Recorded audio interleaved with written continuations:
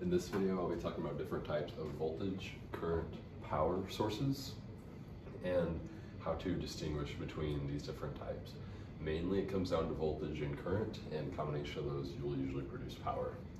So, starting with dependent, you can always tell when a source is dependent when it's shown in a circuit, if it's given in a triangle, or if it has some type of equation next to it, indicating what it's dependent upon in another part of the circuit. So what a dependent source means is that it's relying on some other value from a different point in the circuit, and that's what it's getting its outage or like its kind of source power from, and that's how much it's putting in. So like an example of this would be is if it will get into if it could be a different type of voltage or current source, but it might be a source that gets its equation from 2 times the voltage at a different point.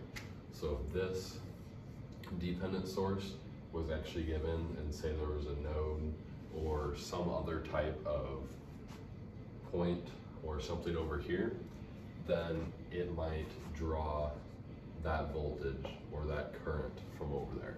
So it'd be that current times 2 to find the outage or the power that we're getting out of that source. And it looks like just that diamond with that equation. Then the opposite of that would be independent. So it's just, it doesn't matter at any of the other sources. It's completely independent on its own, and that's shown as just a circle. Next, you have voltage and current. These are the 2 different types of sources that we can have.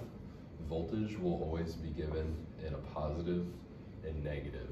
So it would be a positive and negative within this diamond, or a positive and negative within this circle. Current is given in an arrow. There'd be an arrow within this diamond or within this circle, and that's how you'd be able to tell which type of source it is. Voltage source and a battery are very similar. A battery will produce voltage for you, but a battery specifically, rather than just a source, is shown like this. It's 4 lines with 2 being short, 2 being long. And the knowledge that you need to have when you're looking at a battery is which direction the power is being produced or being absorbed. So the power is actually being absorbed down here with a negative, or is being produced up here with a positive. And that's just when you see the battery, you need to know that that is technically what's going on and what side it's being produced or absorbed from, but it won't be given in the circuit. Next, you have a time-dependent or a sinusoidal source. A time-dependent source will have a type of wave going through it, and that will indicate that the amount of power or the type of current or voltage that this source is producing depends on time. Usually it will be current and have an arrow through it, but it can just have a sinusoidal wave through it.